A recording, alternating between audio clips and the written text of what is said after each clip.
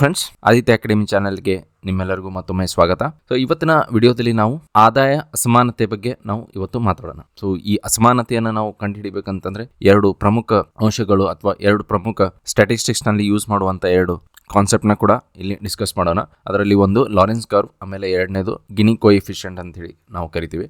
ಅದನ್ನು ಕೂಡ ನಾವು ಅಸಮಾನತೆಯನ್ನು ನಾವು ಮಾಪನ ಮಾಡೋಕೆ ಹೇಗೆ ಬಳಕೆ ಮಾಡ್ತೀವಿ ಅಂತ ಹೇಳಿ ನೋಡೋಣ. ನಮ್ಮ ಚಾನೆಲ್ನ ನೀವೇನು ಸಬ್ಸ್ಕ್ರೈಬ್ ಮಾಡ್ಕೊಂಡಿಲ್ಲ ಅಂದರೆ ದಯವಿಟ್ಟು ನಮ್ಮ ಚಾನೆಲ್ನ ಇವತ್ತೇ ಸಬ್ಸ್ಕ್ರೈಬ್ ಮಾಡ್ಕೊಳ್ಳಿ. ನಮ್ಮ ವಿಡಿಯೋಸ್ನ ಲೈಕ್ ಮಾಡಿ, ಅದ್ರ ಜೊತೆಗೆ ನಮ್ಮ ವಿಡಿಯೋಸ್ನ ನಿಮ್ಮ ಫ್ರೆಂಡ್ಸ್ ಜೊತೆಗೆ ಶೇರ್ ಮಾಡಿ. ಹಾಗಾದರೆ ಬನ್ನಿ, let's start the video. So ಅದಕ್ಕಿಂತ ಮುಂಚೆ ನಾವು ಒಂದು ಸಣ್ಣ ಪರಿಚಯವನ್ನು ತಗೊಂಡು ವಿಡಿಯೋದಲ್ಲಿ ಮುಂದೆ ಹೋಗೋಣ. ಅಸಮಾನತೆ ಅಂತಂದ್ರೆ ಈಗ ಸಮಾಜದಲ್ಲಿ ಬಡವ ಮತ್ತು ಶ್ರೀಮಂತರು ಅಂತ ಹೇಳಿ ಇರ್ತಾರೆ. ಎಲ್ಲ ಸಮಾಜದಲ್ಲೂ ಇರ್ತಾರೆ. ಹಾಗೆ ಭಾರತದಲ್ಲೂ ಕೂಡ ಬಡವರು ಮತ್ತೆ ಶ್ರೀಮಂತರು ಇದ್ದಾರೆ. ಇದರ ನಡುವಿನ ಒಂದು ವ್ಯತ್ಯಾಸ ಏನಿರ್ತದೆ, ಒಂದು ಅತಿಯಾದ ಶ್ರೀಮಂತರು ಆಮೇಲೆ ಅತಿಯಾದ ಬಡವರು, ಇವರು ಎರಡರ ನಡುವೆ ನಾವು ಒಂದು ವ್ಯತ್ಯಾಸವನ್ನ ತಗೊಂಡ್ರೆ ಅದು ವ್ಯತ್ಯಾಸ ಎಷ್ಟು ಹೆಚ್ಚಿಗೆ ಆಗ್ತಾ ಹೋಗ್ತದೆ, ಅದಕ್ಕೆ ನಾವು ಅಸಮಾನತೆ ನಮ್ಮ ಸಮಾಜದಲ್ಲಿ ಹೆಚ್ಚಾಗ್ತಾ ಇದೆ ಅಂತ ಹೇಳಿ ನಾವು ಕರಿತೀವಿ. ಬಡವರು ಮತ್ತು ಶ್ರೀಮಂತದಲ್ಲಿ ನಾವು ಒಂದು ವ್ಯತ್ಯಾಸ ಏನು ಕಾಣ್ತೀವೋ ಅದಕ್ಕೆ ನಾವು ಆದಾಯದ ಒಂದು ವ್ಯತ್ಯಾಸವನ್ನ ಅಸಮಾನತೆ ಅಂತ ಹೇಳಿ ಕರಿತೀವಿ. ಇದೇ ರೀತಿ ನಾವು ನೋಡಿದಾಗ ಒಬ್ಬ ಈಗ ಶ್ರೀಮಂತ ಇದ್ದಾನೆ, ಸೊ ಒಬ್ಬ ಶ್ರೀಮಂತ ಇದ್ದಾನೆ, ಆಮೇಲೆ ಒಬ್ಬ ಬಡವ ಇದ್ದಾನೆ. ಸೊ ಈ ಒಬ್ಬ ಶ್ರೀಮಂತ ಮತ್ತು ಬಡವನ ನಡುವಿನ ವ್ಯತ್ಯಾಸ ಎಷ್ಟು ಹೆಚ್ಚಿಗೆ ಆಗ್ತಾ ಹೋಗ್ತದೆ, ಅದರ ಅರ್ಥ ಏನಂತಂದ್ರೆ ಭಾರತದಲ್ಲಿ ಅಥವಾ ಯಾವುದೇ ಒಂದು ಸಮಾಜದಲ್ಲಿ ಬಡವರು ಮತ್ತು ಶ್ರೀಮಂತರ ನಡುವೆ ಎಷ್ಟು ಹೆಚ್ಚಿಗೆ ವ್ಯತ್ಯಾಸ ಆಗ್ತಾ ಹೋಗ್ತದೋ ಆ ವ್ಯತ್ಯಾಸ ಹೆಚ್ಚಾದಷ್ಟು ಅದರ ಅರ್ಥ ಭಾರತ ಅಥವಾ ನಮ್ಮ ಸಮಾಜದಲ್ಲಿ ಬಡವರು ಹೆಚ್ಚಾಗ್ತಾ ಇದ್ದಾರೆ ಅಂತೇಳಿ. ಅಂದರೆ ಸಿಂಪಲ್ ಆಗಿ ಹೇಳ್ಬೇಕಂತಂದ್ರೆ ಅಸಮಾನತೆ ಯಾವುದೇ ಒಂದು ಸಮಾಜದಲ್ಲಿ ಹೆಚ್ಚಿಗೆ ಕಾಣಿಸ್ತಾ ಇದೆಯಾ ಅಂತಂತಂದ್ರೆ ಅಲ್ಲಿ ಬಡವರು ಹೆಚ್ಚಿಗೆ ಆಗ್ತಾ ಇದ್ದಾರೆ, ಸೊ ಶ್ರೀಮಂತರು ಕಡಿಮೆ ಇದ್ದಾರೆ ಅಂತೇಳಿ. ಸೊ ಶ್ರೀಮಂತರು ಕಡಿಮೆ ಇದ್ದು ಅವ್ರ ಹತ್ರ ಹೆಚ್ಚಿಗೆ ಆದಾಯ ಇದೆ, ಆದರೆ ಬಡವರು ಸಾಕಷ್ಟು ಜನರು ಇದ್ದಾರೆ, ಆದರೆ ಅವ್ರ ಹತ್ರ ಆದಾಯ ಏನಿದೆ ಬರ್ತಾ ಇದೆ ಅದು ತುಂಬಾ ಕಡಿಮೆ ಬರ್ತಾ ಇದೆ. ಸೊ ಇದರ ಅರ್ಥ ಏನು, ಅತಿಯಾದ ಶ್ರೀಮಂತರು ಇದ್ದಾರೆ, ಆಮೇಲೆ ಕಡು ಬಡವರು ಕೂಡ ಒಂದೇ ಸಮಾಜದಲ್ಲಿ ಇದ್ದಾರೆ. ಸೊ ಅವರ ನಡುವಿನ ವ್ಯತ್ಯಾಸ ಬಹಳ ಹೆಚ್ಚಿಗೆ ಇದೆ. ವ್ಯತ್ಯಾಸ ಎಷ್ಟು ಹೆಚ್ಚಿಗೆ ಆಗ್ತಾ ಹೋಗ್ತದೋ ಅದರ ಅರ್ಥ ಜಾಸ್ತಿ ಜನ ಶ್ರೀಮಂತರು ಆಗ್ತಾ ಇಲ್ಲ ಅಥವಾ ಬಡತನದಿಂದ ಮೇಲೆ ಬರ್ತಾ ಇಲ್ಲ, ಹೆಚ್ಚಾಗಿ ಬಡವರು ಹೆಚ್ಚಿಗೆ ಸಂಖ್ಯೆಯಲ್ಲಿ ಬೆಳೀತಾ ಹೋಗ್ತಾ ಇದ್ದಾರೆ ಅಂತೇಳಿ ಒಂದು ಸೂಚನೆಯನ್ನ ಕೊಡ್ತದೆ. ಸೊ ಈ ಅಸಮಾನತೆಯನ್ನ ನಾವು ಬರೀ ನಮ್ಮ ರಾಷ್ಟ್ರದಲ್ಲಿನ ಬೇರೆ ಬೇರೆ ಗುಂಪುಗಳ ನಡುವಿನ ಒಂದು ಆದಾಯದ ವ್ಯತ್ಯಾಸವನ್ನು ಕಂಡುಹಿಡಿಯೋದಕ್ಕೆ ಅಷ್ಟೇ ಅಲ್ಲ, ಈ ಅಸಮಾನತೆಯನ್ನು ನಾವು ರಾಷ್ಟ್ರ ಮತ್ತು ರಾಷ್ಟ್ರಗಳ ನಡುವಿನ ಅಸಮಾನತೆ ಬಗ್ಗೆನೂ ಕೂಡ ನಾವು ಮಾಪನ ಮಾಡಿ ನೋಡಬಹುದು. ಎಕ್ಸಾಂಪಲ್ ಆಗಿ ಇವು ಭಾರತ ಇಲ್ಲಿದೆ, ಭಾರತ ಚೈನಾ ಆಗಿರ್ಬೋದು, ಆಮೇಲೆ USA ಆಗಿರ್ಬೋದು. ಈ ಮೂರು ರಾಷ್ಟ್ರಗಳೇನಿದೆ, ಈ ಮೂರು ರಾಷ್ಟ್ರಗಳ ನಡುವಿನ ಅಸಮಾನತೆ ಎಷ್ಟಿದೆ, ಭಾರತ ಶ್ರೀಮಂತ ಎಷ್ಟಿದೆ, ಭಾರತಕ್ಕಿಂತ ಚೈನಾ 2 ಪಟ್ಟು 3 ಪಟ್ಟು ಶ್ರೀಮಂತ ಆಗಿರ್ಬೋದು. ನಮ್ಮಲ್ಲಿ ಮತ್ತು ಚೈನಾ ಸಮಾಜದಲ್ಲಿ ವ್ಯತ್ಯಾಸ ಕಾಣ್ಬೋದು, ಆದರೆ ಅದಕ್ಕಿಂತ ಹೆಚ್ಚಿಗೆ ವ್ಯತ್ಯಾಸ ನಾವು ಅಮೆರಿಕದಂತ ರಾಷ್ಟ್ರಗಳಿಗೆ ನಾವು ಕಂಪೇರ್ ಮಾಡಿ ನೋಡಿದಾಗ ಭಾರತದಲ್ಲಿರುವ ನಮ್ಮ ಸಂಪತ್ತು ಆಮೇಲೆ ಅಮೆರಿಕದಲ್ಲಿರುವ ಸಂಪತ್ತು ನಾವು ಎರಡನ್ನೂ ಕಂಪೇರ್ ಮಾಡಿ ನೋಡಿದಾಗ 10-20 ಪಟ್ಟಷ್ಟು ನಮಗೆ ವ್ಯತ್ಯಾಸ ಕಾಣಿಸ್ತದೆ. ಸೊ ಹೀಗೆ ನಾವು ಬರೀ ಒಂದು ರಾಷ್ಟ್ರದಲ್ಲಿನ ಒಂದು ಗುಂಪುಗಳ ನಡುವಿನ ವ್ಯತ್ಯಾಸವಷ್ಟೇ ಅಲ್ಲ, ಸೊ ರಾಷ್ಟ್ರ ನಡುವಿನ ಕೂಡ ಅಸಮಾನತೆಯನ್ನು ಕೂಡ ನಾವು ಮಾಪನ ಮಾಡಲು ಆದಾಯ ಅಸಮಾನತೆ ಕಾನ್ಸೆಪ್ಟ್ ಅನ್ನ ಬಳಸಬಹುದು. ಹಾಗಾದ್ರೆ ಈ ಅಸಮಾನತೆಗೆ ಕಾರಣಗಳೇನು? ಈ ಒಂದು ಸಮಾಜದಲ್ಲಿ ಅಸಮಾನತೆ ಇದೆ ಅಂತಂದ್ರೆ ಅದಕ್ಕೊಂದು ಕಾರಣಗಳು ಇರಬೇಕಲ್ಲ. ಹಾಗಾದ್ರೆ ಈ ಆದಾಯ ಅಸಮಾನತೆಗೆ ಮುಖ್ಯವಾದ ಕೆಲವೊಂದು ಕಾರಣಗಳನ್ನ ನಾವು ಇಲ್ಲಿ ನೋಡೋಣ. ಒಂದೇನಾಗಿರ್ಬೋದು, ಸಮಾಜದಲ್ಲಿ ಸಂಪತ್ತು ಏನಿದೆ ಕೇಂದ್ರೀಕರಣವಾಗಿದೆ ಅಂತ ಹೇಳಿ. ಕೆಲವಷ್ಟು ಜನರ ನಡುವೆ ಸಂಪತ್ತು ಹಂಚಿಕೆ ಆಗಿದೆ. ಬಹಳಷ್ಟು ಸಮಾಜದಲ್ಲಿ ಜನರು ಏನಿದ್ದಾರೆ ಅವರಿಗೆ ಸರಿಯಾಗಿ ಸಂಪತ್ತು ಹಂಚಿಕೆ ಆಗಿಲ್ಲ ಅಂತ ಹೇಳಿ ತೋರಿಸ್ತದೆ. ಒಂದು ಎಕ್ಸಾಂಪಲ್ ಮೂಲಕ ಮುಗಿಸ್ತೀನಿ ಇದನ್ನ. ನಮ್ಮ ದೇಶದಲ್ಲಿ 1 ಲಕ್ಷ ಸಂಪತ್ತು ಇದೆ ಅಂತ ಹೇಳಿ, 1 ಲಕ್ಷ ಮೌಲ್ಯವಷ್ಟು ಒಂದು ಸಂಪತ್ತು ಇದೆ ಅಂತ. ಈಗ ಏನಾಗಿದೆ, 1,90,00,000 ಸಂಪತ್ತು 90,000 ಸಂಪತ್ತು ಏನಾಗಿದೆ, ಇದು ಬರೀ 10% ಅಷ್ಟು ಜನರ ಕೈಗೆ ಸೇರಿದೆ. ಆದರೆ ಉಳಿದ 10,000 ಏನಿದೆ, ಈ 10,000 ಉಳಿದ 90% ಜನರ ನಡುವೆ ಹಂಚಿಕೆ ಆಗಿದೆ. ಅಂದರೆ ಇಲ್ಲಿ ಹಂಚಿಕೆಯಲ್ಲಿ ಬಹಳ ಒಂದು ಗಣನೀಯ ವ್ಯತ್ಯಾಸವನ್ನು ನೋಡಬಹುದು. ಬರೀ 10% ಅಷ್ಟು ಜನರಿಗೆ 90,000 ಹೋಗಿದೆ, ಆದರೆ 90% ಅಷ್ಟು ಜನರಿಗೆ ಬರೀ 10,000 ಹಂಚಿಕೆ ಆಗಿದೆ ಅಂತೇಳಿ. ಸೊ ಸಂಪತ್ತು ಏನಾಗಿದೆ, ಇಲ್ಲಿ ಟಾಪ್ 10% ಅವ್ರ ಹತ್ರ ಕೇಂದ್ರೀಕರಣ ಆಗಿದೆ ಅಂತೇಳಿ ತೋರಿಸ್ತದೆ. ಸೊ ಹೀಗಾದಾಗ ಅಸಮಾನತೆ ನಮಗೆ ಹೆಚ್ಚಿಗೆ ಕಾಣಿಸ್ತದೆ. ಯಾಕಂದ್ರೆ ಬರೀ 10% ಶ್ರೀಮಂತರು ಇದ್ದಾರೆ, ಬಡವರು 90% ಇದ್ದಾರೆ. ಸೊ ಇವು ಎರಡರ ನಡುವೆನೂ ವ್ಯತ್ಯಾಸ ನೋಡಿ, 90,000 ಇವ್ರ ಹತ್ರ ಇದ್ರೆ 10,000 ಇವ್ರ ಹತ್ರ ಇದೆ. ಈ ಎಕ್ಸಾಂಪಲ್ ಮೂಲಕ ನಮ್ಗೆ ಏನು ಗೊತ್ತಾಗುತ್ತೆ, ಸೊ ಅಸಮಾನತೆ ಅಥವಾ ವ್ಯತ್ಯಾಸ ಹೆಚ್ಚಿಗೆ ಇದ್ದಷ್ಟು ಆ ದೇಶದಲ್ಲಿ ಬಡವರು ಹೆಚ್ಚಿಗೆ ಇರ್ತಾರೆ ಅಂತೇಳಿ ಗೊತ್ತಾಗ್ತದೆ. ಆಮೇಲೆ ಸಂಪತ್ತು ಕೇಂದ್ರೀಕರಣ ಕೆಲವು ಜನರ ಹತ್ರ ಉಳ್ಕೊಂಡಿದೆ ಅಂತೇಳಿ ಈ ಉದಾಹರಣೆ ಮೂಲಕ ಇಲ್ಲಿ ನೀವು ಅರ್ಥ ಮಾಡ್ಕೋಬಹುದು. ಆಮೇಲೆ ಆರ್ಥಿಕ ಅವ್ಯವಸ್ಥೆ, ಒಂದು ಆರ್ಥಿಕ ವ್ಯವಸ್ಥೆ ಸರಿಯಾಗಿ ಕೆಲಸ ಮಾಡಿಲ್ಲ ಅಂತಂದ್ರೆ ಅಥವಾ ಅಲ್ಲಿ ಅವ್ಯವಸ್ಥೆ ಹುಟ್ಕೊಂಡ್ಬಿಡುತ್ತೆ. ಆ ಅವ್ಯವಸ್ಥೆಯಿಂದ ಏನಾಗ್ತದೆ, ಕರಪ್ಷನ್, ಭ್ರಷ್ಟಾಚಾರ, ಇದನ್ನ ಎಲ್ಲ ಬಳಕೆ ಯಾರು ಮಾಡ್ತಾರೆ, ಆಲ್ರೆಡಿ ಯಾರು ಶ್ರೀಮಂತರಿರ್ತಾರೆ ಅವರು ಬೇಗ ಇಂಥ ಅವ್ಯವಸ್ಥೆಯ ಒಂದು ಫಲವನ್ನ ಪಡ್ಕೊಂಡ್ಬಿಡ್ತಾರೆ. ಎಕ್ಸಾಂಪಲ್ ಹೇಳ್ಬೇಕಂತಂದ್ರೆ ಭ್ರಷ್ಟಾಚಾರ ನಮ್ಮ ಸಮಾಜದಲ್ಲಿ ಹೆಚ್ಚಿಗೆ ಇತ್ತು ಅಂತಂದ್ರೆ ಅವಾಗ ಭ್ರಷ್ಟಾಚಾರದ ಸಮಸ್ಯೆ ಯಾರಿಗೆ ಹೆಚ್ಚಿಗೆ ಕಾಡುತ್ತೆ, ಯಾರ ಹತ್ರ ಕೊಡೋಕೆ ದುಡ್ಡಿಲ್ಲ ಅವರಿಗೆ ಜಾಸ್ತಿ ಕಾಡೋಕೆ ಶುರು ಆಗುತ್ತೆ. ನಿಮ್ದು ಏನೋ ಒಂದು ಕೆಲಸ ಬೇಕು, ಒಂದು ಸೈಟ್ ಬೇಕು, ಒಂದು ಸಣ್ಣ ಗುಡಿ ಕೈಗಾರಿಕೆ ನೀವು ಮಾಡಬೇಕು ಅಂತಂದ್ರೆ ಸಾಕಷ್ಟು ಜನರಿಗೆ ನೀವು ಲಂಚವನ್ನ ತಿನ್ನಿಸಬೇಕು. ಲಂಚವನ್ನ ತಿನ್ನಿಸಿದ ಆದ್ಮೇಲೂ ನಿಮಗೆ ಸರಿಯಾಗಿ ಒಂದು ಫೆಸಿಲಿಟಿ ಸಿಗ್ತದೆ ಅನ್ನೋದು ಗ್ಯಾರಂಟಿ ಇರೋದಿಲ್ಲ. ಆದ್ರೆ ಅದೇ ದೇಶದಲ್ಲಿ ಒಬ್ಬ ಶ್ರೀಮಂತ ಇದ್ದಾನೆ ಅಂತಂದ್ರೆ ಅವ್ನು ಏನ್ ಮಾಡ್ಬೋದು, ಅವ್ನು ಲಂಚದ ಮೂಲಕ ರೂಲ್ಸ್ ಹೆಂಗ್ ಬೇಕೋ ಅವ್ನು ತನಗೆ ಹೆಂಗ್ ಬೇಕೋ ರೂಲ್ಸ್ ಅದೇ ತರನ ಅವನು ರೂಲ್ಸ್ ಮಾಡಿಸ್ಕೊಂಡ್ಬಿಡ್ಬೋದು. ಯಾಕಂದ್ರೆ ಟಾಪ್ ಲೆವೆಲ್ ಅಲ್ಲಿ ಅವ್ನು ಲಂಚ ಕೊಡೋದ್ರಿಂದ ಅಲ್ಲಿ ರೂಲ್ಸ್ ಹೆಂಗ್ ಮಾಡ್ಬಿಡ್ತಾರೆ, ಅವನಿಗೆ ಫೇವರ್ ಆಗೋ ಹಂಗೇನೆ ರೂಲ್ಸ್ ತಯಾರು ಮಾಡ್ಬಿಡ್ತಾರೆ. ಹಾಗಾಗಿ ಆರ್ಥಿಕ ಎಲ್ಲ ಲಾಭಗಳು ಏನಾಗ್ತದೆ, ಆ ಟಾಪ್ ಅಲ್ಲಿರೋ ಜನರಿಗೆ ಲಾಭ ಹೋಗೋ ಹಾಗೇನೆ ರೂಲ್ಸ್ ಅನ್ನ ಡಿಸೈನ್ ಮಾಡ್ಬಿಡ್ತಾರೆ. ಹಾಗಾಗಿ ಆರ್ಥಿಕ ವ್ಯವಸ್ಥೆ ಹುಟ್ಟುಕೊಂಡಷ್ಟು ಸಮಾಜದಲ್ಲಿ ಏಳಿಗೆ ಹೊಂತ ಇಲ್ಲ, ಒಂದು ಆರ್ಥಿಕತೆ ಪ್ರಬಲವಾದ ಒಂದು ಆರ್ಥಿಕತೆ ಇಲ್ಲ ಅಂತ ಕೂಡ ಅದೇನಾಗ್ತದೆ, ಅವಾಗ ಅದರ ಲಾಭವನ್ನ ಕೆಲವು ಜನರು ಪಡ್ಕೊಂಡ್ಬಿಡ್ತಾರೆ. ಇದರಿಂದ ಕೂಡ ಏನಾಗುತ್ತೆ, ಆದಾಯದ ಅಸಮಾನತೆ ಹುಟ್ಕೊಂಡ್ಬಿಡುತ್ತೆ. ಈಗ ಒಂದು ಸಿಂಪಲ್ ಎಕ್ಸಾಂಪಲ್ ಅಂತಂದ್ರೆ, ಈಗ ಪಾಕಿಸ್ತಾನ, ನಮ್ಮ ನೆರೆ ರಾಷ್ಟ್ರ ಪಾಕಿಸ್ತಾನ ಇದೆ. ಸೊ ಪಾಕಿಸ್ತಾನದಲ್ಲಿ ಇವತ್ತು ಆರ್ಥಿಕ ಅವ್ಯವಸ್ಥೆ ಹುಟ್ಕೊಂಡಿದೆ. ಅವರ ಆರ್ಥಿಕತೆ ಕುಸಿದು ಸಾಕಷ್ಟು ನಷ್ಟವನ್ನು ಕಂಡಿದೆ.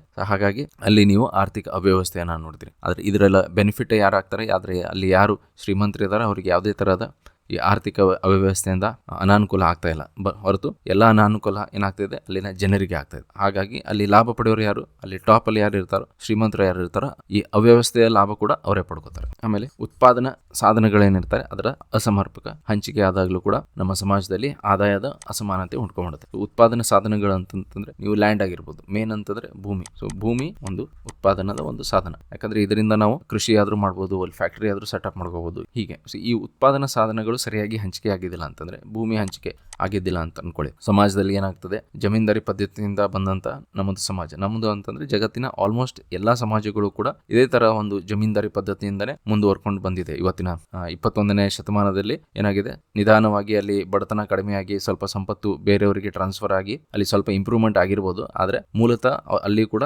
ಬಹಳವಾದ ಒಂದು ಗಂಭೀರವಾಗಿ ಅಸಮಾನತೆ ಇತ್ತು. ಭೂಮಿ ಕೆಲ ಜನರ ಹತ್ರನೇ ಇರ್ತಿತ್ತು. ಮತ್ತೆ ಯುರೋಪಿನ ಬಹಳಷ್ಟು ರಾಷ್ಟ್ರಗಳ ಎಕ್ಸಾಂಪಲ್ಸ್ ಅನ್ನ ತಗೊಳ್ರಿ ನೀವು. ಒಂದು ಕಾಲದಲ್ಲಿ 200 ವರ್ಷಗಳ ಹಿಂದೆ ನೀವು ನೋಡಿದ್ರೆ ಬಹಳಷ್ಟು ಭೂಮಿ ಕೆಲವು ಜನರ ಹತ್ರ ಇರ್ತಿತ್ತು. ಆಮೇಲೆ ಉಳಿದವರು ಅಲ್ಲಿ ಬರೀ ಕೂಲಿಯಾಗಿ ಕೆಲಸ ಮಾಡ್ತಾ ಇದ್ರು ಅಥವಾ ಗೇಣಿದಾರರಾಗಿ ಕೆಲಸ ಮಾಡ್ತಾ ಇದ್ರು. ಹೀಗೆ ಅಲ್ಲಿ ಅವ್ರಿಗೆ ಒಡೆತನ ಇರಲಿಲ್ಲ, ಭೂಮಿಯ ಯಾವುದೇ ತರಹದ ಒಡೆತನ ಅವ್ರಿಗೆ ಸಿಕ್ಕಿದ್ದಿಲ್ಲ. ಸೊ ಭೂಮಿ ಕೆಲವು ಜನರಷ್ಟೇ ಉಳ್ಕೊಂಡ್ಮೇಲೆ ಅದೇನಾಗ್ತದೆ, ಅಲ್ಲಿ ಬಂದ ಎಲ್ಲ ಪ್ರಾಫಿಟ್ಸ್ ಯಾರ ಹತ್ರ ಭೂಮಿ ಇರ್ತದೋ ಅವ್ರಿಗೆ ಅಷ್ಟೇ ಹೋಗ್ತದೆ. ಯಾರ ಹತ್ರ ಭೂಮಿ ಇರೋದಿಲ್ಲ ಅವ್ರು ಏನ್ ಮಾಡ್ತಾರೆ, ಅವ್ರ ಪ್ರಾಫಿಟ್ ಏನಾದ್ರು ಬೆಳೆ ಹೆಚ್ಚಿಗೆ ಬಂದ್ರು ಕೂಡ ಅವ್ರಿಗೆ ಕೂಲಿ ಎಷ್ಟು ಸಿಗ್ಬೇಕು ಅಷ್ಟೇ ಸಿಗ್ತದೆ. ಅಲ್ಲಿ ನೀವು ಡಬಲ್ ಕೆಲಸ ಮಾಡಿಸ್ಕೊಂಡು ನೀವು ಕಷ್ಟಪಟ್ಟು ನೀವು ಬೆಳೆ ಬೆಳೆದ್ರು ನಿಮಗೆ ಲಾಭ ಎಷ್ಟು ಸಿಗ್ತದೆ, ನಿಮಗೆ ಕೂಲಿ ಏನ್ ಮಾತಾಡಿರ್ತಾರೋ ಅಷ್ಟೇ ಕೂಲಿ. 10 ರೂಪಾಯಿ ಕೂಲಿ ಮಾತಾಡಿದ್ರಂದ್ರೆ 10 ರೂಪಾಯಿ ಕೂಲಿ ಮಾತ್ರ ನಿಮಗೆ ಸಿಗ್ತದೆ. ನೀವು 20 ರೂಪಾಯಿ ಅಥವಾ 100 ರೂಪಾಯಿ ಪ್ರಾಫಿಟ್ ತಂದು ಕೊಟ್ಟರು ನಿಮಗೆ ಏನು ಸಿಗ್ಬೇಕು ಅದಷ್ಟೇ ಸಿಗ್ತದೆ. ಹೀಗಾಗಿ ಅಸಮಾನ ಹಂಚಿಕೆಯಿಂದ ಏನಾಗ್ತದೆ, ನೀವು ಎಷ್ಟೇ ಶ್ರಮ ಪಟ್ಟರೂ ಕೂಡ ನೀವು ಮೇಲೆ ಬರ್ಬೇಕು ಅಂತ ಹೇಳಿ ನೀವು ಶ್ರಮ ಪಡ್ತಾ ಇರ್ತೀರಿ. ಆದ್ರೆ ಅಸಮಾನ ಹಂಚಿಕೆ ಆಗಿರೋದ್ರಿಂದ ಏನಾಗ್ತದೆ, ನೀವು ಪಟ್ಟ ಎಲ್ಲ ಶ್ರಮ ಏನಾಗ್ತದೆ ಬರೀ ನಿಮ್ಮ ಹೊಟ್ಟೆ ತುಂಬಿಸ್ಕೊಳ್ಳೋಕೆ ಅಷ್ಟೇ ಅದು ಸಾಲ್ತದೆ, ಹೊರತು ನೀವು ಬಡತನದಿಂದ ಮೇಲ್ ಬರೋಕೆ ಆಗೋದಿಲ್ಲ. ಹೀಗೆ ಉತ್ಪಾದನಾ ಸಾಧನಗಳ ಒಂದು ಅಸಮರ್ಪಕವಾದ ಹಂಚಿಕೆ ಏನಾದರೂ ಆಯ್ತಂದ್ರೆ ಒಂದು ಸಮಾಜದಲ್ಲಿ, ಅಲ್ಲಿ ಯಾರು ಉತ್ಪಾದನೆ ಮಾಡ್ತಾರೋ ಅವ್ರ ಕಂಟ್ರೋಲಲ್ಲೇ ಎಲ್ಲ ಸಂಪತ್ತು ಇರ್ತದೆ. ಆರ್ಥಿಕತೆ, ಸಂಪತ್ತು, ಆದಾಯ ಎಲ್ಲ ಅವ್ರ ಕಂಟ್ರೋಲಲ್ಲೇ ಉಳ್ಕೊಂಡ್ಬಿಡ್ತದೆ. ಯಾಕಂತಂದ್ರೆ ಕಂಪ್ಲೀಟ್ ಆಗಿ ಒಂದು ದೇಶದ ಉತ್ಪಾದನಾ ಸಾಧನಗಳ ಮೇಲೆ ಅವರ ಹಿಡಿತಾ ಇರ್ತಾರೆ. ಇದರಲ್ಲಿ ಮತ್ತೆ ಒಂದು ಎಕ್ಸಾಂಪಲ್ ತಗೊಳ್ಳೋದಾದ್ರೆ, ಇವತ್ತಿನ ಪಾಕಿಸ್ತಾನದ ಎಕ್ಸಾಂಪಲ್ ತಗೊಂಡ್ರೆ, ಪಾಕಿಸ್ತಾನದಲ್ಲಿ ಏನಾಗಿದೆ ಅಂತಂದ್ರೆ, ಅಲ್ಲಿ ಕೃಷಿ ಆಗಲಿ, ಅಲ್ಲಿ ನಮ್ಮ ಭಾರತದಲ್ಲಿ ಏನಾಯ್ತು, ಸ್ವಾತಂತ್ರ್ಯದ ನಂತರ ನಾವು ಭೂಮಿಯನ್ನು ಹಂಚಿಕೆ ಮಾಡ್ಕೊಂಡ್ವಿ. ನಮಗೆ ಬೇಕಾದಂತ ಹಂಚಿಕೆ ಸರಿಯಾಗಿ ಆಗಲಿಲ್ಲ ಅಂದ್ರೂ ಕೂಡ ಒಂದು 50% ಹಂಚಿಕೆಯನ್ನು ನಾವು ಮಾಡ್ಕೊಂಡ್ವಿ.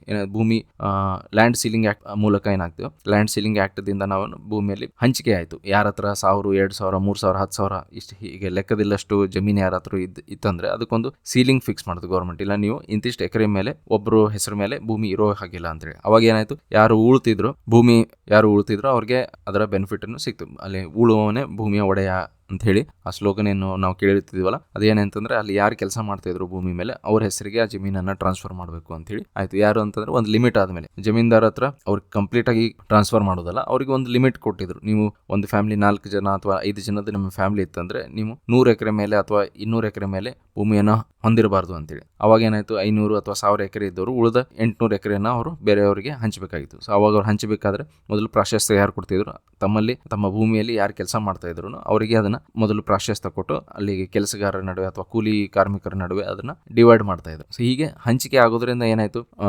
ಕಷ್ಟಪಡ್ತಿದ್ದ ರೈತನಿಗೆ 1 ಎಕರೆ ಅಥವಾ 2 ಎಕರೆ ಒಂದು ಬೆನಿಫಿಟ್ ಸಿಕ್ಕ ಮೇಲೆ ಅವನೇನಾಯ್ತು, ನೆಕ್ಸ್ಟ್ ಅವರು ಭೂಮಿ ಒಡೆಯೋದ್ರಿಂದ ಅವನಿಗೆ ಫ್ರೀಡಮ್ ಸಿಕ್ಬಿಡುದು. ಫ್ರೀಡಮ್ ಸಿಕ್ಕ ಮೇಲೆ ಈಗ ತನಗೆ ಏನು ಇಷ್ಟ ಬೇಕು ಆ ಇಷ್ಟದ ಬೆಳೆಯನ್ನು ಅವನು ಬೆಳಿಬಹುದು, ಅಥವಾ ತನ್ನ ಕೆಲಸ ಎಷ್ಟಿದೆ ಅಷ್ಟೇ ಕೆಲಸ ಮಾಡಿಕೊಂಡು ದೈಹಿಕವಾಗಿ ಅವನು ತನ್ನ ಆರೋಗ್ಯವನ್ನು ಕಾಪಾಡಬಹುದು.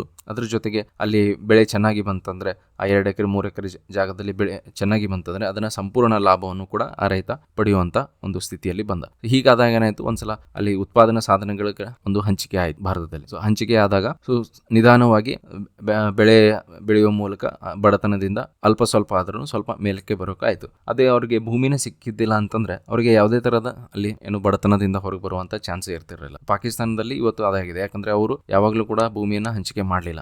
ಪಾಕಿಸ್ತಾನ ಮಾಡಿದ್ದೇವರು ಏನು ಭೂಮಿಯನ್ನು ಅವ್ರ ಹತ್ರ ಜಮೀನ್ದಾರರು ಏನಿದ್ರು ಅವರೆಲ್ಲ ಪಾಕಿಸ್ತಾನ ಆಗೋ ಟೈಮಲ್ಲಿ ಸಪೋರ್ಟ್ ಯಾಕೆ ಮಾಡಿದ್ರು ಅಂತಂದ್ರೆ, ಇಲ್ಲ ನಮ್ಮ ಜಮೀನಲ್ಲಿ ಭಾರತ ಸರ್ಕಾರ ಆದ್ಮೇಲೆ ಜವಾಹರ್ಲಾಲ್ ನೆಹರು ಹೇಳ್ತಾ ಇದ್ರು ಸ್ವಾತಂತ್ರ್ಯಕ್ಕಿಂತ ಮುಂಚೆ, ಸ್ವಾತಂತ್ರ್ಯದ ನಂತರ ನಾವು ಭೂಮಿಯನ್ನು ಸಮಾನವಾಗಿ ಎಲ್ಲರ ನಡುವೆ ಹಂಚಿಕೆ ಮಾಡ್ತೀವಿ ಅಂತೇಳಿ.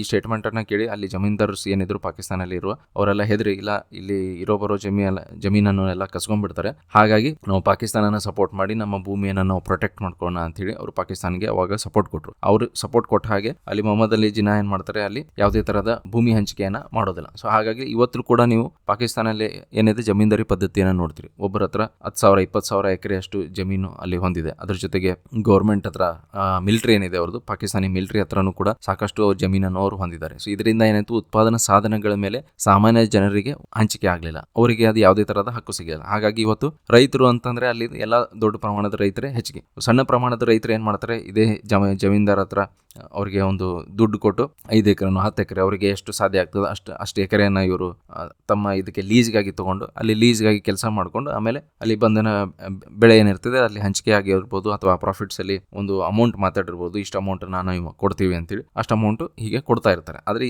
ಜಮೀನು ಅವ್ರ ಹೆಸರಿಗೆ ಇನ್ನೂವರೆಗೂ ಬಹಳಷ್ಟು ರೈತರ ಹೆಸರಿಗೆ ಅಲ್ಲಿ ಆಗ್ಲಿಲ್ಲ ಭಾರತದಲ್ಲಿ ಆದಂಗೆ. ಇದು ಇರೋದ್ರಿಂದ ಏನಾಯ್ತು, ಉತ್ಪಾದನೆ ನೀವು ರೈತ ಲಾಸ್ ಆಗಲಿ ನಷ್ಟ ಆಗಲಿ ಏನೇ ಆಗಲಿ ಅವ್ರ ಜಮೀನ್ದಾರರಿಗೆ ಏನ್ ಬರಬೇಕು ಅದು ಬರ್ತಾ ಇರ್ತದೆ ಅವಾಗವಾಗ. ಹಾಗಾಗಿ ಅಲ್ಲಿ ಜನರಿಗೆ ಏನಾಗ್ತದೆ, ಭೂಮಿ ಮೇಲೆ ಯಾವುದೇ ತರಹದ ಕಂಟ್ರೋಲ್ ಇರೋದಿಲ್ಲ. ಅವ್ರ ಜಮೀನ್ದಾರ ಯಾವ ಬೆಳೆ ಬೆಳಿಬೇಕು ಅಂತ ಹೇಳ್ತಾನೆ ಅದನ್ನ ಬೆಳಿಬೇಕಾಗ್ತದೆ, ಅಥವಾ ಜಮೀನ್ದಾರು ಇಂಥ ಕೆಲಸವನ್ನು ನೀವು ಮಾಡಬಾರ್ದು, ಇಂಥದ್ದೇ ಕೆಲಸವನ್ನ ನೀವು ಮಾಡ್ಬೇಕಂತಂದ್ರೆ ಅಲ್ಲಿ ಅವರು ಕೇಳಬೇಕಾಗ್ತದೆ. ಸೊ ಅವರಿಗೆ ಯಾವುದೇ ತರಹದ ಹಕ್ಕು ಇರೋದಿಲ್ಲ. ಆಮೇಲೆ ಸರ್ಕಾರದಿಂದ ಏನೇ ಫೆಸಿಲಿಟೀಸ್ ಬಂದ್ರು ಅದು ಅಲ್ಲಿ ಕೆಲಸ ಮಾಡುವ ರೈತನಿಗೆ ಸಿಗುದಿಲ್ಲ, ಅದು ಹೋಗಿ ಜಮೀನ್ದಾರಿಗೆ ಸಿಗ್ತದೆ. ಸೊ ಇದು ಏನಾಗ್ತದೆ, ಅಸಮಾನ ಹಂಚಿಕೆ ಅಂತಂದ ಉತ್ಪಾದನಾ ಸಾಧನಗಳ ಹಂಚಿಕೆ ಆಗದೆ ಇರೋದ್ರಿಂದ ಎಲ್ಲ ಲಾಭ ಏನಾಗ್ತದೆ ಅಲ್ಲಿಯ ಜಮೀನ್ದಾರನಿಗೆ ಸಿಕ್ಬಿಡ್ತದೆ. ಸೊ ರೈತರು ಆವಾಗ ಬಡವರಾಗಿನೇ ಉಳ್ಕೊಂಡ್ಬಿಡ್ತಾರೆ, ಅಂದ್ರೆ ಕೆಲಸ ಮಾಡೋ ರೈತ ಭೂಮಿ ಮೇಲೆ. ಸೊ ಇದರಿಂದ ಏನಾಗ್ತದೆ, ಆದಾಯದ ಅಸಮಾನತೆ ಹೆಚ್ಚಿಗೆ ಆಗ್ತಾನೆ ಹೋಗ್ತದೆ. ಆಮೇಲೆ ಬಡತನ ಇದಂತೂ ಕಾಮನ್. ಸೊ ಇದು ಕೋಳಿ ಮೊದಲ ಅಥವಾ ಮೊಟ್ಟೆ ಮೊದಲ ನೀವು ಕೇಳಿದ್ರೆ ಇದು ಹೇಳ್ಬೋದು, ಬಡತನ ಮೊದಲು ಬಂತ ಅಥವಾ ಶ್ರೀಮಂತರು ಮೊದಲು ಬಂದ್ರ ಅಂತ ಹೇಳಿ ನೀವು ಕೇಳಿದ್ರೆ ಇಲ್ಲಿ ನಿಮ್ಗೆ ಗುರುತು ಸಿಗೋದಿಲ್ಲ. ಯಾಕಂತಂದ್ರೆ ಯಾರು ಮೊದಲು ಸೃಷ್ಟಿ ಆದ್ರು ಅಂತ, ಬಡವರು ಸೃಷ್ಟಿ ಆಗಿರ್ಬೋದು, ಶ್ರೀಮಂತರು ಆಗಿರ್ಬೋದು,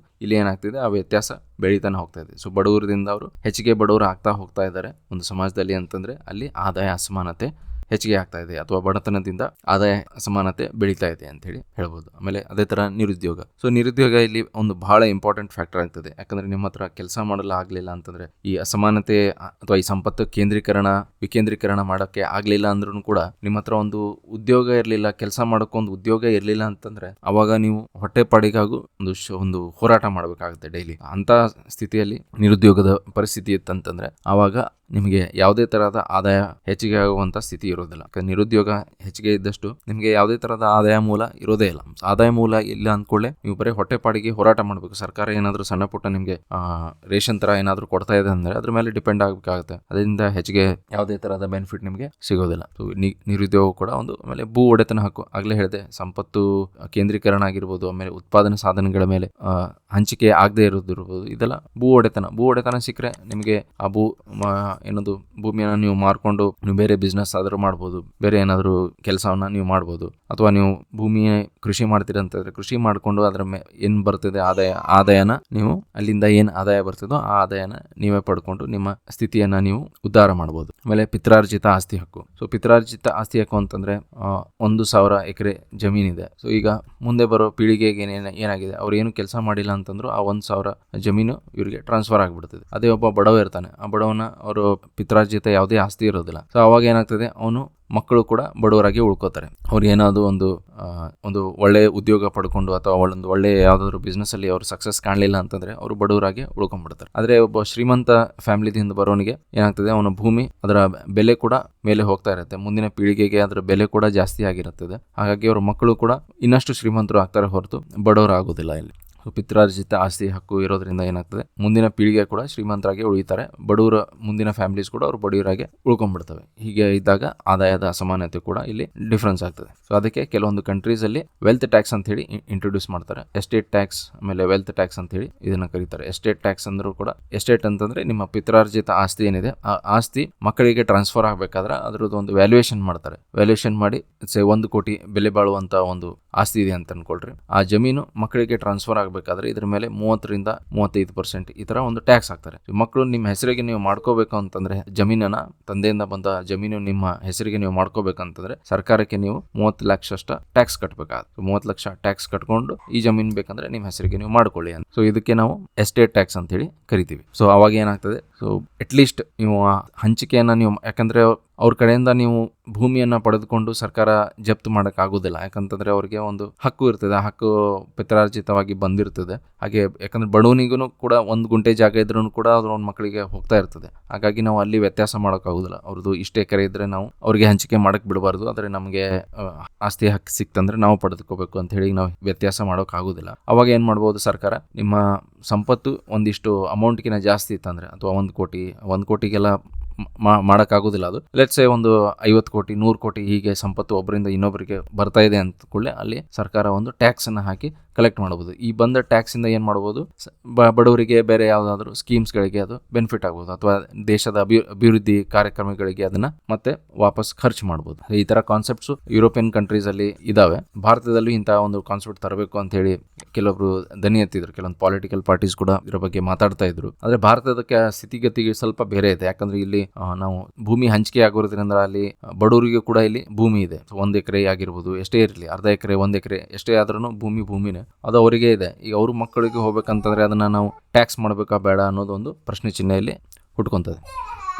ಆಮೇಲೆ ಜನಸಂಖ್ಯಾ ಬೆಳವಣಿಗೆ. ಜನಸಂಖ್ಯೆ ಅಂತಂದ್ರೆ ಒಂದು ಪಾಪ್ಯುಲೇಷನ್ ನೀವು ಬೆಳೀತಾ ಹೋಗ್ತಾ ಇದೆ, ನಿಮ್ಮ ಹತ್ರ ಆದಾಯ ಕಡಿಮೆ ಇದೆ ಅಂತಂದ್ರೆ ಅವಾಗ ವ್ಯತ್ಯಾಸ ಜಾಸ್ತಿ ಆಗ್ತಾ ಹೋಗ್ತದೆ. ಇದೊಂದು ಟ್ರೆಂಡ್ ಅನ್ನ ಕೂಡ ನೋಡ್ತೀವಿ. ಬಡ ಕುಟುಂಬಗಳಲ್ಲಿ ಜನಸಂಖ್ಯೆ ಬೆಳವಣಿಗೆ ಜಾಸ್ತಿ ಆಗ್ತಾರೆ. ಸೊ ಬಡವರು ಯಾವ್ದಾದ್ರು ಒಂದು ದೇಶದಲ್ಲಿ ಜಾಸ್ತಿ ಇದಾರೆ ಅಂತಂದ್ರೆ ಅಲ್ಲಿ ಜನಸಂಖ್ಯೆ ಬೆಳವಣಿಗೆ ಕೂಡ ಜಾಸ್ತಿ ಆಗ್ತಾರೆ. ಜನಸಂಖ್ಯೆ ಬೆಳೀತಾ ಇದೆ, ಆದ್ರೆ ಅಲ್ಲಿ ಬಡವರಿಗೆ ಯಾವುದೇ ತರಹದ ಆದಾಯ ಇಲ್ಲ ಅಂತಂದ್ರೆ ಬಡತನ ಕೂಡ ಹೆಚ್ಚಿಗೆ ಆಗ್ತಾ ಹೋಗ್ತದೆ. ಅದೇ ಶ್ರೀಮಂತರಲ್ಲಿ ನೀವು ಒಂದು ಟ್ರೆಂಡ್ ನೋಡಬಹುದು, ಅಲ್ಲಿ ಜನಸಂಖ್ಯೆ ಕಡಿಮೆ ಆಗ್ತಾ ಇದೆ. ಅಲ್ಲಿ ಆ ಬಡವರಲ್ಲಿ ಏನು ಆ ರೇಟ್ ಗ್ರೋ ಆಗ್ತಾ ಇರ್ತದಲ್ಲ, ಅದೇ ದರದ ಮೇಲೆ ಇಲ್ಲಿ ಜನಸಂಖ್ಯೆ ಬೆಳೆಯುತ್ತಿರುವುದಿಲ್ಲ. ಹಾಗಾಗಿ ಜನಸಂಖ್ಯೆ ಬೆಳವಣಿಗೆ ಆದಂಗೆ ಅದು ಬಡವರಿಗೆ ಇನ್ನೂ ಕಷ್ಟ ಆಗ್ತಾ ಹೋಗ್ತದೆ ಹೊರತು ಅವರಿಗೆ ಯಾವುದೇ ತರಹದ ಆದಾಯದಲ್ಲಿ ಏರಿಕೆ ಆಗೋದು, ಆತರ ಲಾಭ ಯಾವುದು ಸಿಗೋದಿಲ್ಲ. ಶ್ರೀಮಂತರಲ್ಲಿ ಅವ್ರ ಹತ್ರ ಆಲ್ರೆಡಿ ಆದಾಯ ಇರ್ತದೆ, ಅವ್ರ ಹತ್ರ ಆಸ್ತಿ ಇರ್ತದೆ. ಹೀಗಾಗಿ ಜನಸಂಖ್ಯೆ ಬೆಳವಣಿಗೆಯಿಂದ ಮತ್ತೆ ಬೆನಿಫಿಟ್ ಆಗೋದು ಯಾರಿಗೆ? ಶ್ರೀಮಂತರಿಗೆ ಆಗ್ತದೆ. ಅವರು ಇನ್ನು ಬಡವರನ್ನ ಮತ್ತೆ ಕಡಿಮೆ ದರಕ್ಕೆ ತಮ್ಮ ಫ್ಯಾಕ್ಟರಿಯಲ್ಲಿ ಕೆಲಸ ಮಾಡಿಸ್ಕೋಬಹುದು, ಪ್ರಾಫಿಟ್ಸ್ ಮತ್ತೆ ಅವರು ಹೆಚ್ಚಿಗೆ ಗಳಿಸಬಹುದು. ಸೊ ಈ ತರ ಅಸಮಾನತೆಯಿಂದ ಇದು ಮತ್ತೆ ಬೆನಿಫಿಟ್ ಆಗೋದು ಶ್ರೀಮಂತರಿಗೆ ಬೆನಿಫಿಟ್ ಆಗುತ್ತೆ. ಹೀಗಾಗಿ ಜನಸಂಖ್ಯೆ ನಿಯಂತ್ರಣ ಕೂಡ ಬಹಳ ಇಂಪಾರ್ಟೆಂಟ್ ಆಗ್ತದೆ. ಆಮೇಲೆ ಕಡಿಮೆ ಉತ್ಪಾದಕತೆ. ಸೊ ಒಂದು ದೇಶದಲ್ಲಿ ಕಡಿಮೆ ಉತ್ಪಾದಕತೆ ಇತ್ತಂತಂದ್ರೆ ಅದು ಅಲ್ಲಿ ಜನಸಂಖ್ಯೆಗೆ ಯಾವುದೇ ತರಹದ ಆದಾಯದ ಒಂದು ಮೂಲ ಇರುವುದಿಲ್ಲ. ಆದಾಯದ ಮೂಲ ಇಲ್ಲ ಅಂದ್ಕೊಳ್ಳಿ ಅಲ್ಲಿ ಬಡವರು ಹೆಚ್ಚಿಗೆ ಆಗ್ತಾ ಹೋಗ್ತದೆ. ಅವಾಗ ಆ ಉತ್ಪಾದಕತೆ ಏನ್ ಕಡಿಮೆ ಇರ್ತದೆ, ಆ ಕಡಿಮೆ ಉತ್ಪಾದಕತೆ ಸಂಪೂರ್ಣ ಕಂಟ್ರೋಲ್ ಅಲ್ಲಿಯ ಕೆಲವೊಂದು ಶ್ರೀಮಂತ ಕುಟುಂಬ ಕಡೆ ಇರ್ತದೆ ಅಥವಾ ಸರ್ಕಾರದ ಕಡೆ ಇರ್ತದೆ. ಸರ್ಕಾರದಲ್ಲಿ ಯಾರು ಪವರ್ಗೆ ಬರ್ತಾರೆ ಅವರು ಅದನ್ನ ಬೆನಿಫಿಟ್ ತಗೋತಾರೆ. ಒಂದು ಓವರ್ ಆಲ್ ಒಂದು ಸೊಸೈಟಿ ಏನಾಗ್ತದೆ ಅಲ್ಲಿ ಅಸಮಾನತೆ ಹೆಚ್ಚಿಗೆ ಆಗ್ತಾ ಹೋಗ್ತದೆ. ಆಮೇಲೆ ಖಾಸಗಿ ಆಸ್ತಿ ಹಕ್ಕು. ಖಾಸಗಿ ಆಸ್ತಿ ಹಕ್ಕು ಅಂತಂದ್ರೆ ಈಗ ಒಂದು ಪ್ರೈವೇಟ್ ಪ್ರಾಪರ್ಟಿಯನ್ನ ಹೊಂದಾದ್ರು ಅವರು ಹಕ್ಕು ಏನ್ ಇಟ್ಕೊಂಡಿರ್ತಾರೆ, ಅವಾಗ ಏನಾಗ್ತದೆ, ಪ್ರೈವೇಟ್ ಪ್ರಾಪರ್ಟಿ ರೈಟ್ಸ್ ಇದ್ಮೇಲೆ ಸರ್ಕಾರ ಆ ಪ್ರೈವೇಟ್ ಪ್ರಾಪರ್ಟಿನ ಅದನ್ನ ತಗೊಂಡು ಹಂಚಿಕೆ ಮಾಡೋದಾಗ್ಲಿ ಈ ತರ ಕೆಲಸ ಮಾಡೋಕೆ ಆಗೋದಿಲ್ಲ ಅವರು. ಯಾಕಂದ್ರೆ ಖಾಸಗಿ ಆಸ್ತಿ ಹಕ್ಕು ಅವ್ರು ಕಾನ್ಸ್ಟಿಟ್ಯೂಷನ್ ಅಲ್ಲಿ ಕೊಟ್ಬಿಟ್ಟಿರ್ತಾರಲ್ಲ. ಸೊ ಹಾಗಾಗಿ ಅದನ್ನ ತಗೊಂಡು ಮತ್ತೆ ಅದನ್ನ ರೀಡಿಸ್ಟ್ರಿಬ್ಯೂಟ್ ಮಾಡೋಕೆ ಆಗಲ್ಲ, ಹಂಚಿಕೆ ಮಾಡೋಕೆ ಆಗೋದಿಲ್ಲ. ಅವಾಗ ಏನಾಗುತ್ತೆ, ಅಲ್ಲಿ ಒಂದು ಸಮಾಜದಲ್ಲಿ ಅಸಮಾನತೆ ಕಾಣ್ತದೆ. ಆದ್ರೆ ಇದನ್ನ ನಾವು ಮೇಜರ್ ಕಾರಣ ಅಂತ ಹೇಳಿ ನಾನು ಇಲ್ಲಿ ಪರ್ಸನಲ್ ಆಗಿ ಇದನ್ನ ಹೇಳೋದಿಲ್ಲ. ಯಾಕಂತಂದ್ರೆ ಖಾಸಗಿ ಆಸ್ತಿ ಎಲ್ಲಾ ದೇಶದಲ್ಲಿ ಇರಲೇಬೇಕು. ಅದು ಸಂಪೂರ್ಣವಾಗಿ ಅದನ್ನ ರಾಷ್ಟ್ರೀಕರಣ ಮಾಡಿಕೊಂಡು ಅಲ್ಲಿ ಚೈನಾ ಅಥವಾ ಈ ರಷ್ಯನ್ ಮಾಡೆಲ್ ಏನಿತ್ತು ಸಂಪೂರ್ಣವಾಗಿ ಅಲ್ಲಿ ರಾಷ್ಟ್ರೀಕರಣ ಮಾಡಿಕೊಂಡು, ಚೈನಾದಲ್ಲಿ ಇವತ್ತು ನಿಮ್ಗೆ ಆಸ್ತಿ ಹಕ್ಕಿಲ್ಲ, ಪ್ರೈವೇಟ್ ಆಸ್ತಿ ಹಕ್ಕು. ಅಲ್ಲಿ ಏನಿದ್ರು ಆ ಭೂಮಿ ಮೇಲೆ ನೀವು ಮನೆ ಕಟ್ಕೊಂಡಿದ್ರು ಅಂತಂದ್ರೆ ಅದು ಒಂಥರ ಲೀಸ್ ಮೇಲೆ ಗೌರ್ಮೆಂಟ್ ನಿಮಗೆ ಕೊಟ್ಟಿರ್ತಾರೆ. ಆ ಲೀಸ್ ಕೊಟ್ಟಿರ್ತಾರೆ ಅಂತಂದ್ರೆ ಅದಕ್ಕೆ ನೀವೇನು ಆ ಸೈಟ್ಗೆ ದುಡ್ಡು ಕೊಟ್ಟಿರ್ತಾರಲ್ಲ ಅದು ಖರೀದಿ ಪತ್ರ ತರ ಕೊಟ್ಟಿರೋದಲ್ಲ, ಅವರು ಲೀಸ್ ತರ ಕೊಟ್ಟಿರ್ತಾರೆ. ಚೈನಾ ಅದೇ ತರ ಮಾಡ್ತದೆ, ಸರ್ಕಾರದ ಮೇಲೆ ಎಲ್ಲಾ ಆಸ್ತಿ ಹಕ್ಕು ಇರ್ತದೆ. ಹಾಗಾಗಿ ನಾಳೆ ಅಲ್ಲಿ ಏನೋ ರೋಡ್ ಏನೋ ಬಂತಂದ್ರೆ ನಿಮಗೆ ಏನೋ ಕಾಂಪೆನ್ಸೇಷನ್ ಕೊಡದೆ ಅಲ್ಲಿಂದ ಅವ್ರು ನಿಮಗೆ ಕಿತ್ತಿಸಬಹುದು. ಬೇರೆ ಕಡೆ ಅವ್ರು ನಿಮಗೆ ಜಾಗ ಎಲ್ಲಿ ಕೊಡ್ತಾರೋ ಅಲ್ಲಿ ನೀವು ತಗೊಂಡು ಸುಮ್ಮನೆ ಇರಬೇಕಾಗ್ತದೆ. ಸೊ ಆದ್ರೆ ಖಾಸಗಿ ಆಸ್ತಿ ಹಕ್ಕು ನಮ್ಮ ದೇಶದಲ್ಲಿ ಇರೋದ್ರಿಂದ ಏನಾಗ್ತದೆ, ನಿಮಗೆ ಎಷ್ಟೇ ಸಣ್ಣ ಜಮೀನು ಇದ್ರೂ ಸರ್ಕಾರ ಅಲ್ಲಿ ನಿಮಗೆ ಮನಸ್ಸಿಗೆ ಬಂದಂತೆ ನಿಮ್ಮ ಭೂಮಿಯನ್ನು ಕಸಿದುಕೊಳ್ಳೋದು ಅಥವಾ ನಿಮಗೆ ಬೇರೆ ಕಡೆ ಶಿಫ್ಟ್ ಮಾಡೋದು ಹಾಗೆ ಆಗೋದಿಲ್ಲ. ಅಲ್ಲಿ ಅವರಿಗೆ ಆಸ್ತಿ ಹಕ್ಕು ಇರೋದು ಒಂದು ಇಂಪಾರ್ಟೆಂಟ್ ಪಾಯಿಂಟ್ ಅಂತ ಹೇಳ್ತೀನಿ. ಹೌದು, ಇದು ಆದಾಯದ ಕೆಲವೊಂದು ಅಸಮಾನತೆಗೆ, ಯಾಕಂದ್ರೆ ಒಬ್ಬ 1 ಗುಂಟೆ ಇರೋನ್ಗೂ ಅದೇ ಹಕ್ಕಿರ್ತದೆ, 1000 ಎಕರೆ ಇರೋನ್ಗೂ ಅದೇ ಹಕ್ಕಿರ್ತದೆ. ಹಾಗಾಗಿ ಅಲ್ಲಿ 1000 ಎಕರೆ ಇದ್ದವನಿಗೆ ಅದು ಬೆನಿಫಿಟ್ ಆಗಿರ್ಬೋದು, ಈ ಖಾಸಗಿ ಆಸ್ತಿ ಹಕ್ಕದಿಂದ ಸ್ವಲ್ಪ ಹೆಚ್ಚಿಗೆ ಬೆನಿಫಿಟ್ ಸಿಗ್ತದೆ ಅಂತೇಳಿ ನೀವು ಹೇಳ್ಬೋದು. ಆದ್ರೆ ಇದರಿಂದನೇ ಎಲ್ಲಾ ಅಸಮಾನತೆಗೆ ಕಾರಣ ಆಗ್ತದೆ ಅಂತೇಳಿ ನಾನು ಇಲ್ಲಿ ಒಪ್ಪೋಲ್ಲ. ಹಾಗಾದ್ರೆ ಮೇನ್ ಏನಿರ್ತದೆ, ಸಂಪತ್ತು ಕೇಂದ್ರೀಕರಣ, ಆಮೇಲೆ ಉತ್ಪಾದನಾ ಸಾಧನಗಳ ಮೇಲೆ ಒಂದು ಹಂಚಿಕೆ ಅಥವಾ ಹಿಡಿತ ಏನಿರ್ತದೆ ಅದು ಹಿಡಿತಾ ಇದ್ರೆ, ಆಮೇಲೆ ನಿರುದ್ಯೋಗದ ಸಮಸ್ಯೆ, ಬಡತನದ ಸಮಸ್ಯೆ ಹೀಗೆ ಇದ್ದಾಗ ಆದಾಯದ ಅಸಮಾನತೆ ಬೇರೆ ಆಗ್ತಾ ಇರ್ತದೆ. ನಮ್ಮ ಭಾರತದಲ್ಲಿ ನೋಡಿದ್ರೆ ಈಗ ಸಂಪತ್ತು ನಾವೇನು 100% ಆಗಿ ಎಲ್ಲರಿಗೂ ಡಿಸ್ಟ್ರಿಬ್ಯೂಟ್ ಮಾಡಿಲ್ಲ, ಹಂಚಿಕೆ ಮಾಡಿಲ್ಲ. ಆದ್ರೂ ಕೂಡ ನಮ್ಮ ಆರ್ಥಿಕತೆ ಮೇಲೆ ಬಂದಂಗೆ ಏನಾಗಿದೆ, ಬಡತನದಿಂದಲೂ ಕೂಡ ಜನರು ಮೇಲೆ ಬಂದಿದ್ದಾರೆ. ಸೊ ಇದು ಒಂದು ಲೈವ್ ಎಕ್ಸಾಂಪಲ್ಸ್ ನಾವು ಇಲ್ಲಿ ನೋಡ್ತಾ ಇದ್ದೀವಿ. ಆದಾಯ ಅಸಮಾನತೆಯಲ್ಲಿ ಮೊದಲಿನಕ್ಕಿಂತ ಖಂಡಿತವಾಗ್ಲೂ ಕಡಿಮೆ ಆಗ್ತಾ ಇದೆ, ಆದ್ರೆ ಇಲ್ಲಿ ನಮಗೆ ಬೇಕಾದಷ್ಟು ಕಡಿಮೆ ಇನ್ನೂ ಆಗಿರ್ಲಿಕ್ಕಿಲ್ಲ, ಆದ್ರೆ ಕಡಿಮೆ ಆಗ್ತಾ ಇದೆ ಅಂತೇಳಿ ಹೇಳ್ಬೋದು. ಸೊ 2 ಅಂಶಗಳನ್ನ ಇಲ್ಲಿ ಡಿಸ್ಕಸ್ ಮಾಡ್ತೀನಿ ಅಂತ ಹೇಳಿದೆ. ಏನಂತಂದ್ರೆ ಈ ಸ್ಟ್ಯಾಟಿಸ್ಟಿಕ್ಸ್ ನಲ್ಲಿ ಲೊರೆನ್ಸ್ ಕರ್ವ್ ಅಂತೇಳಿ ಯೂಸ್ ಮಾಡ್ತಾರೆ. ಆಮೇಲೆ ಮುಂದಿನ ಕಾನ್ಸೆಪ್ಟ್ ಏನಂತಂದ್ರೆ ಗಿನಿ ಕೋಎಫಿಷಿಯಂಟ್ ಅಂತೇಳಿ ಅದನ್ನ ನೋಡ್ತಾರೆ. ಸೊ ಗಿನಿ ಕೋಎಫಿಷಿಯಂಟ್ ಮತ್ತೆ ಈ ಲೊರೆನ್ಸ್ ಕರ್ವ್ ಏನಿದೆ, ಇದು ಒಂದು ಸಮಾಜದ ಅಸಮಾನತೆಯನ್ನ ನಾವು ಕಂಡುಹಿಡಿಯೋದಕ್ಕೆ ಆಮೇಲೆ ಅಥವಾ ಮಾಪನ ಮಾಡಲಿಕ್ಕೆ ಇದನ್ನ ಬಳಸ್ತೀವಿ. ಫಸ್ಟ್ ನಾವು ಲೊರೆನ್ಸ್ ಕರ್ವ್ ಬಗ್ಗೆ ಅರ್ಥ ಮಾಡ್ಕೊಳ್ಳೋಣ. ಲೊರೆನ್ಸ್ ಕರ್ವ್ ಅಂತಂದ್ರೆ ಅರ್ಥಶಾಸ್ತ್ರದಲ್ಲಿ ನಾವು ಆದಾಯ ಅಥವಾ ಒಂದು ಸಂಪತ್ತಿನ ಹಂಚಿಕೆ ಆಗಿಲ್ಲ ಅಂತಂದ್ರೆ ಅದು ಹೇಗೆ ಆಗಿದೆ ಅಂತೇಳಿ ನಾವು ಒಂದು ಚಿತ್ರಾತ್ಮಕವಾಗಿ ತೋರಿಸ್ಬೇಕಂತಂದ್ರೆ ಈ ಲೊರೆನ್ಸ್ ಕರ್ವ್ ಅನ್ನೋ ಒಂದು ಕಾನ್ಸೆಪ್ಟ್ ನಾವಲ್ಲಿ ಬಳಸ್ತೀವಿ. ಸೊ ಚಿತ್ರಾತ್ಮಕವಾಗಿ ನಾವು ಗ್ರಾಫ್ ಅಲ್ಲಿ ಹಾಕೊಂಡು ಯಾರಿಗೆ ಎಷ್ಟು ಆಸ್ತಿ ಇದೆ ಅಥವಾ ನಮ್ಮ ಸಮಾಜದಲ್ಲಿ ಸಂಪತ್ತು ಹೇಗೆ ಹಂಚಿಕೆ ಆಗಿದೆ ಅಂತೇಳಿ ನಾವು ಗ್ರಾಫ್ ಹಾಕಿ ನೋಡಿದಾಗ ನಮಗೆ ಆ ಗ್ರಾಫ್ ಮೂಲಕ ಈ ಸಮಾಜ ಸಮಾನವಾಗಿದೆಯೋ ಅಥವಾ ಸಮಾನತೆಗೆ ಹತ್ತಿರವಾಗಿದೆಯೋ ಅಥವಾ ಅಸಮಾನತೆಗೆ ಹತ್ತಿರವಾಗಿದೆಯೋ ಅಂತೇಳಿ ನಾವಿಲ್ಲಿ ನೋಡ್ತೀವಿ. ಅಥವಾ ಅಸಮಾನತೆಯ ಒಂದು ರೇಟ್ ಏನಿರ್ತದೆ, ಅಸಮಾನತೆಯ ಒಂದು ದರ ಎಷ್ಟಿದೆ ಅಂತೇಳಿ ಕೂಡ ನಾವು ನೋಡ್ಬೋದು. ಇದನ್ನ 1905 1905 ಮ್ಯಾಕ್ಸ್ ಓ ಲೊರೆಂಜ್ ಅನ್ನೋರು ಒಬ್ಬ ಸ್ಟ್ಯಾಟಿಸ್ಟಿಷಿಯನ್, ಇವರು ತಮ್ಮ ಸಂಪತ್ತಿನ ವಿತರಣೆಯಲ್ಲಿ ಅಸಮಾನತೆಯನ್ನು ಅವರು ತೋರಿಸ್ಬೇಕಂತ ಹೇಳಿ ಈ ಲೊರೆನ್ಸ್ ಕರ್ವ್ನ ಅವರು ಅಭಿವೃದ್ಧಿ ಪಡಿಸ್ತಾರೆ. ಇದೇನಾಗ್ತದೆ, ಒಂದು ಸಿಂಪಲ್ ಕಾನ್ಸೆಪ್ಟ್ ಅಂತಂದ್ರೆ ಒಂದು ಗ್ರಾಫ್ ಹಾಕೋದು, ಒಂದು 45 ಡಿಗ್ರಿ ಲೈನ್ ಹೇಳ್ತಾರೆ ಇಲ್ಲಿ. ಈ ಗ್ರಾಫ್ ಇಂದ 45 ಡಿಗ್ರಿ ಲೈನ್ ಅಂತಂದ್ರೆ ಇದು ಸಂಪೂರ್ಣವಾಗಿ ಒಂದು ಸಮಾನತೆ ಇರುವಂತ ಒಂದು ಸಮಾಜ ಅಂತ ಹೇಳಿ, ಒಂದು ಐಡಿಯಲ್ ಸಮಾಜ. ಯಾವುದೋ ಜಗತ್ತಿನಲ್ಲಿ ಯಾವುದೇ ಸಮಾಜ ಕೂಡ ಈ ತರ ಐಡಿಯಲ್ ಆಗಿಲ್ಲ. ಸೊ ಒಂದು ಐಡಿಯಲ್ ಸಮಾಜ ಇದ್ರೆ ಹೀಗೆ ಸ್ಟ್ರೇಟ್ ಲೈನ್ ಇರ್ತದೆ ಅಂತ ಹೇಳಿ ನೋಡಿ. ಆಮೇಲೆ ಅಲ್ಲಿ ಜನಸಂಖ್ಯೆ ಮತ್ತು ತಮ್ಮ ಸಂಪತ್ತಿನ ಹಂಚಿಕೆಯನ್ನ ಇಲ್ಲಿ ಗ್ರಾಫ್ ನಲ್ಲಿ ಪ್ಲಾಟ್ ಮಾಡಿದಾಗ ಅವಾಗ ಒಂದು ಕರ್ವ್ ಬರ್ತದೆ. ಈಗ ಈ ತರ ಒಂದು ಎಕ್ಸಾಂಪಲ್, ಈ ತರ ನಾವು ಡೇಟಾ ಪಾಯಿಂಟ್ಸ್ ಕಲೆಕ್ಟ್ ಮಾಡ್ಕೊಂಡು ಮಾಡಿದಾಗ ಒಂದು ಕರ್ವ್ ಬರ್ತದೆ. ಈ ಕರ್ವ್ ಬಂದಾಗ ಸ್ಟ್ರೇಟ್ ಲೈನ್ ಅಲ್ಲಿ ಬರೋದಲ್ಲ, ಯಾಕಂದ್ರೆ ಅಸಮಾನತೆ ಇರ್ತದಲ್ಲ ಎಲ್ಲ ಸಮಾಜದಲ್ಲೂ. ಸೊ ಈ ಡಿಫರೆನ್ಸ್ ಏನಿರ್ತದೆ, ಈ ಡಿಫರೆನ್ಸ್ ನಮಗೆ ಅಸಮಾನತೆ ತೋರಿಸ್ತದೆ. ಆಮೇಲೆ ಈ ಕರ್ವ್ ಏನಿರ್ತದಲ್ಲ, ಈ ಕರ್ವ್ ಅನ್ನ ನಾವು ಲೊರೆನ್ಸ್ ಕರ್ವ್ ಅಂತೇಳಿ ಕರಿತೀವಿ. ಕೆಳಭಾಗದ ರೇಖೆ ಅಂದ್ರೆ ಇದೆ, ಈ ಕರ್ವ್ ಇದೆ ಏನಿದೆಯಲ್ಲ ಒಂದು ಆ ರೇಖೆ ವಾಸ್ತವಿಕವಾಗಿ ಆದಾಯ ಹಂಚಿಕೆಯನ್ನ ಅದು ತೋರಿಸ್ತದೆ. ಸೊ ಒಂದು ಐಡಿಯಲ್ ಸಮಾಜದಲ್ಲಿ ಇದು ಸ್ಟ್ರೇಟ್ ಲೈನ್ ಇರಬೇಕು, ಯಾಕಂದ್ರೆ ಎಲ್ಲರಿಗೂ ಒಂದು ಸಮಾನವಾದ ಹಂಚಿಕೆ ಆಗ್ತದೆ. ಆದ್ರೆ ವಾಸ್ತವಿಕವಾಗಿ ಒಂದು ಕರ್ವ್ ಫಾರ್ಮೇಶನ್ ಅಲ್ಲಿ ನಮಗೆ ಆ ಡೇಟಾ ಸಿಗ್ತದೆ. ಆ ಕರ್ವ್ ಫಾರ್ಮೇಶನ್ ಅಲ್ಲಿ ನಾವು ನೋಡಿದಾಗ ನಮಗೆ ಅಲ್ಲಿ ಆ ಸಮಾಜದ ಒಂದು ಹಂಚಿಕೆ ಗೊತ್ತಾಗ್ತದೆ, ಆದಾಯ ಅಥವಾ ಸಂಪತ್ತಿನ ಒಂದು ಹಂಚಿಕೆ ಗೊತ್ತಾಗ್ತದೆ. ಇದನ್ನ ನಾವು ನೋಡಿದಾಗ ಆಗ್ಲೇ ಹೇಳ್ದಂಗೆ ಒಂದು ಸಮಾಜದಲ್ಲಿ ಒಂದು ಪರ್ಫೆಕ್ಟ್ ಇಕ್ವಾಲಿಟಿ ಇತ್ತಂದ್ರೆ ಅದೊಂದು ಸ್ಟ್ರೇಟ್ ಲೈನ್ 45 ಡಿಗ್ರೀಸ್ ಅಲ್ಲಿ ಇರ್ತದೆ. ಸೊ ಇಲ್ಲಿ ಇದು ಆಂಗಲ್ ನಾವು ನೋಡಿದಾಗ 45 ಡಿಗ್ರೀಸ್ ಆಂಗಲ್ ಇರ್ತದೆ. ಇದು ಇಲ್ಲಿ ಒಂದು ಪರ್ಫೆಕ್ಟ್ ಸಮಾಜ. ಆದ್ರೆ ನಾವು ನಿಜವಾಗ್ಲೂ ಆ ಪಾಪ್ಯುಲೇಷನ್ ಮತ್ತೆ ಇನ್ಕಮ್ ನಲ್ಲಿ ಅದನ್ನ ಗ್ರಾಫ್ ನಾವು ಪ್ಲಾಟ್ ಮಾಡಿದಾಗ ಇಲ್ಲಿ ಎಕ್ಸ್ ಆಕ್ಸೆಸ್ ಅಲ್ಲಿ ನಾವು ಪಾಪ್ಯುಲೇಷನ್ ತಗೋತೀವಿ, ಅಂದ್ರೆ ಜನಸಂಖ್ಯೆ. ಇಲ್ಲಿ ರಾಷ್ಟ್ರೀಯ ಆದಾಯವನ್ನ ನಾವು ವೈ ಆಕ್ಸೆಸ್ ಅಲ್ಲಿ ತಗೊಂಡು ಅದನ್ನ ನಾವು ಪ್ಲಾಟ್ ಮಾಡ್ಕೊಂಡು ಹೋದಾಗ ಅವಾಗ ನಮಗೆ ಗೊತ್ತಾಗ್ತದೆ. ಈ ಎಕ್ಸಾಂಪಲ್ ನಾವು ಒಂದು ಎಕ್ಸಾಂಪಲ್ ಇಲ್ಲಿ ತೋರಿಸಿದೀನಿ ಇದರಲ್ಲಿ. ಈ ಎಕ್ಸಾಂಪಲ್ ನ ನೋಡ್ರಿ. ಈ ಎಕ್ಸಾಂಪಲ್ ಪ್ರಕಾರ ಈ ಗ್ರಾಫ್ ನಾವು ಫಾಲೋ ಮಾಡ್ಕೊಂಡು ಹೋದಾಗ, ಈ ಲೈವ್ ಕರ್ವ್ ಫಾಲೋ ಮಾಡ್ಕೊಂಡು ಹೋದಾಗ ಇಲ್ಲಿ ಗೊತ್ತಾಗೋದು ಏನಂತಂದ್ರೆ ಬರೀ 20% ಅಷ್ಟು ಜನರ ಹತ್ರ ಬರೀ 5% ಏನು ಆಸ್ತಿ ಇದೆ ಅಥವಾ ಸಂಪತ್ತು ಇದೆ ಅಂತ. ಒಟ್ಟು ರಾಷ್ಟ್ರೀಯ ಸಂಪತ್ತು ಸಮಾನ ಇದ್ದಿತ್ತಂದ್ರೆ ಏನಾಗಬೇಕಾಯ್ತು, ಇಲ್ಲಿ 5% ಜನರಿಗೆ 5% ಸಂಪತ್ತು ಹಂಚಿಕೆ ಆಗ್ಬೇಕಾಯ್ತು. ಆದ್ರೆ ಇಲ್ಲಿ ಏನಾಗಿದೆ, 20% ಜನರಿಗೆ ಬರೀ 5% ಸಂಪತ್ತು ಹಂಚಿಕೆ ಆಗಿದೆ. ಆಮೇಲೆ ಇಲ್ಲಿ 5% ಜನರಿಗೆ 20% ಸಂಪತ್ತು ಸಿಕ್ಕಿದೆ ಅಂತೇಳಿ ಈ ಲೈನ್ ತೋರಿಸುತ್ತೆ. ಅಸಮಾನತೆ ಇದೆ ಅಂತ ಅಂದ್ರೆ 5% ಜನರ ಹತ್ರ 20% ರಾಷ್ಟ್ರೀಯ ಸಂಪತ್ತು ಇದೆ, ಆಮೇಲೆ 20% ಜನರ ಹತ್ರ ಬರೀ 5% ರಾಷ್ಟ್ರೀಯ ಸಂಪತ್ತು ಇದೆ ಅಂತೇಳಿ ಈ ಗ್ರಾಫ್ ಮೂಲಕ ನಿಮ್ಗೆ ಇಲ್ಲಿ ಗೊತ್ತಾಗ್ತದೆ. ಸೊ ಈ ಕರ್ವ್ ಏನಂತ ರಿಯಾಲಿಟಿ ತೋರಿಸ್ತದೆ. ಇಲ್ಲಿ ಕರ್ವ್ ಅಂತಂದ್ರೆ ಅಸಮಾನ ಹಂಚಿಕೆ ಎಷ್ಟಾಗಿದೆ ಈ ಸಮಾಜದಲ್ಲಿ ಅಂತೇಳಿ ತೋರಿಸ್ತದೆ. ಆಮೇಲೆ ಇನ್ನೊಂದು ಕಾನ್ಸೆಪ್ಟ್ ಅಂತಂದ್ರೆ ಗಿನಿ ಸಹಗುಣಕ ಅಥವಾ ಇಂಗ್ಲಿಷಲ್ಲಿ ಇದನ್ನ ಗಿನಿ ಕೋಎಫಿಷಿಯಂಟ್ ಅಂತ ಹೇಳಿ ಕರಿತೀವಿ. ಇದು ಕೂಡ ಈ ಲೊರೆನ್ಸ್ ಕರ್ವ್ ಆಧಾರದ ಮೇಲೆ ಈ ಗಿನಿ ಕೋಎಫಿಷಿಯಂಟ್ ಕೂಡ ನಾವು ಕ್ಯಾಲ್ಕುಲೇಟ್ ಮಾಡ್ತೀವಿ. ಅದನ್ನ ಹೇಳ್ತೀನಿ ಹೇಗಂತೇಳಿ. ಅದಕ್ಕಿಂತ ಮುಂಚೆ ಇದನ್ನ ಕಂಡುಹಿಡಿದವರು ಯಾರಂತಂದ್ರೆ 1912 ಇಟಲಿಯ ಒಬ್ಬರು ಸಂಖ್ಯಾಶಾಸ್ತ್ರ ಇದ್ರಲ್ಲ, ಕಾರ್ಡೋ ಗಿನಿ ಅನ್ನೋರು. ಸೊ ಕಾರ್ಡೋ ಗಿನಿ ಅನ್ನೋರು ಇವರು ಸಂಖ್ಯಾಶಾಸ್ತ್ರಜ್ಞರು. ಇವರು ಇದನ್ನ ಅಭಿವೃದ್ಧಿ ಪಡಿಸ್ತಾರೆ. ಇವ್ರು ಏನ್ ಮಾಡ್ತಾರೆ, ಲೊರೆನ್ಸ್ ಕರ್ವ್ನ ತಮ್ಮ ಬೇಸ್ ಆಗಿ ಇಟ್ಕೊಂಡು ಅದರ ಮೇಲೆನೆ ಅದನ್ನ ಅಭಿವೃದ್ಧಿ ಮಾಡ್ತಾರೆ. ಸೊ ರಾಷ್ಟ್ರೀಯ ಒಂದು ಆರ್ಥಿಕ ಅಭಿವೃದ್ಧಿನ ನಾವು ಮಾಪನ ಮಾಡಬೇಕು ಅಂತಂದ್ರೆ ಗಿನಿ ಕೋಎಫಿಷಿಯಂಟ್ ನ ಒಂದು ಮಾನದಂಡವಾಗಿ ನಾವು ಬಳಸ್ತೀವಿ. ಅಂದ್ರೆ ಆ ಸಮಾಜದಲ್ಲಿ ಅಸಮಾನತೆ ಎಷ್ಟಿದೆ ಅಂತ ಹೇಳಿ ನೋಡ್ಬೇಕಂದ್ರೆ ಗಿನಿ ಕೋಎಫಿಷಿಯಂಟ್ ಮೂಲಕ ನೋಡ್ತೀವಿ. ಗಿನಿ ಕೋಎಫಿಷಿಯಂಟ್ ಜಾಸ್ತಿ ಇದ್ದಷ್ಟು ಆ ದೇಶದಲ್ಲಿ ಅಸಮಾನತೆ ಜಾಸ್ತಿ ಇದೆ ಅಂತೇಳಿ. ಓಕೆ, ಸೊ ಲೊರೆಂಜ್ ಕರ್ವ್ ಇದನ್ನೇ ತಗೊಂಡು 45 ಡಿಗ್ರಿ ರೇಖೆ ಏನಿತ್ತು ಆ ರೇಖೆ ಇಲ್ಲಿ ಹಿಂದಿನ ಎಕ್ಸಾಂಪಲ್ ಅಲ್ಲಿ ನಾನು ತೋರಿಸಿದ್ದನ. ಸೊ 45 ಡಿಗ್ರಿ ಲೈನ್, ಆಮೇಲೆ ಲೊರೆಂಜ್ ಕರ್ವ್ ಅದ್ರ ಕೆಳಗಡೆ ಹಿಂಗೆ ಹೋಗ್ತಾ ಇದಲ್ಲ. ಸೊ ಇಲ್ಲಿ ಲೊರೆಂಜ್ ಕರ್ವ್ ಮತ್ತೆ ಈ 45 ಡಿಗ್ರಿ ಲೈನ್ ನಡುವಿನ ಏನು ಗ್ಯಾಪ್ ಇದೆಯಲ್ಲ ಇದರ ಒಂದು ಅನುಪಾತವನ್ನು ಕ್ಯಾಲ್ಕುಲೇಟ್ ಮಾಡ್ತಾರೆ. ಸೊ ಅನುಪಾತವನ್ನು ನಾವು ಕ್ಯಾಲ್ಕುಲೇಟ್ ಮಾಡಿದಾಗ ಅದನ್ನ 0 to 1 ಇದರಲ್ಲಿ ಪಾಯಿಂಟ್ ಲೆಕ್ಕದಲ್ಲಿ 0 to 1 ಇದರಲ್ಲಿ ಒಂದು ಮೌಲ್ಯ ಬರ್ತದೆ. ಸೊ ಇದರ ಅನುಪಾತವನ್ನು ಕ್ಯಾಲ್ಕುಲೇಟ್ ಮಾಡ್ತಾರೆ. ಕರ್ವ್ ಮತ್ತೆ ಪರ್ಫೆಕ್ಟ್ ಲೈನ್ ಒಂದೇ ಕಡೆ ಇತ್ತಂತಂದ್ರೆ ಅದರ ಅನುಪಾತ 1 ಇದೆ ಅಂತಂದ್ರೆ ಸಂಪೂರ್ಣವಾಗಿ ಏನದು ಈಕ್ವಲ್ ಇದೆ ಸಮಾಜ ಅಂತೇಳಿ. ಅಂದ್ರೆ ಸಾರಿ, ಝೀರೋ ಇತ್ತಂತಂದ್ರೆ ಕರ್ವ್ ಮತ್ತೆ ಇದ್ರ ನಡುವೆ ಏನೋ ಗ್ಯಾಪ್ ಇರಲಿಲ್ಲ ಅಂತಂದ್ರೆ ಅಲ್ಲಿ ವ್ಯಾಲ್ಯೂ 0 ಇರ್ತದೆ. ಸೊ ವ್ಯಾಲ್ಯೂ 0 ಇದ್ದಾಗ ಏನಾಗ್ತದೆ, ಇಲ್ಲಿ ಸಂಪೂರ್ಣವಾದ ಸಮಾನತೆ ಇದೆ ಅಂತ. ಆದ್ರೆ ಪಾಯಿಂಟ್ಸ್ ಇನ್ಕ್ರೀಸ್ ಆದಂಗೆ ಇಲ್ಲಿ ಅಸಮಾನತೆ ಹೆಚ್ಚಿಗಿದೆ ಅಂತೇಳಿ. ಈ ಕರ್ವ್ ನೀವು ಇಲ್ಲಿ ದೊಡ್ಡ ಕರ್ವ್ ಇದ್ದಷ್ಟು ಏನಾಗ್ತದೆ, ಇಲ್ಲಿ ಗ್ಯಾಪ್ ಜಾಸ್ತಿ ಆಗ್ತದೆ. ಗ್ಯಾಪ್ ಜಾಸ್ತಿ ಇದ್ದಾಗ ಇದರ ಅನುಪಾತ ಕೂಡ ಜಾಸ್ತಿ ಆಗ್ತದೆ. ಅನುಪಾತ ಅವಾಗ ನೀವು ಲೆಕ್ಕ ಮಾಡೋದಕ್ಕೆ 0.8 ಬರ್ಬೋದು. ಹೀಗೆ ಆ ಮೌಲ್ಯ ಬರ್ತದೆ. ಆ ಬೇರೆ ಬೇರೆ ಮೌಲ್ಯದ ಮೇಲೆ ನಾವು ಎಷ್ಟು ಸಮಾನತೆ ಇದೆ, ಎಷ್ಟು ಅಸಮಾನತೆ ಇದೆ ಈ ಸಮಾಜದಲ್ಲಿ ಅಂತೇಳಿ ನಾವು ಗಿನಿ ಕೋಎಫಿಷಿಯಂಟ್ ಮೂಲಕ ನಾವು ಹೇಳ್ತೀವಿ. ಆಗಲೇ ಹೇಳ್ದಂಗೆ 0 ಇತ್ತಂದ್ರೆ ಪರಿಪೂರ್ಣ ಸಮಾನತೆ, 1 ಇತ್ತಂದ್ರೆ ಇಲ್ಲಿ ಅಸಮಾನತೆ ಇದೆ, ಪರಿಪೂರ್ಣ ಅಸಮಾನತೆ.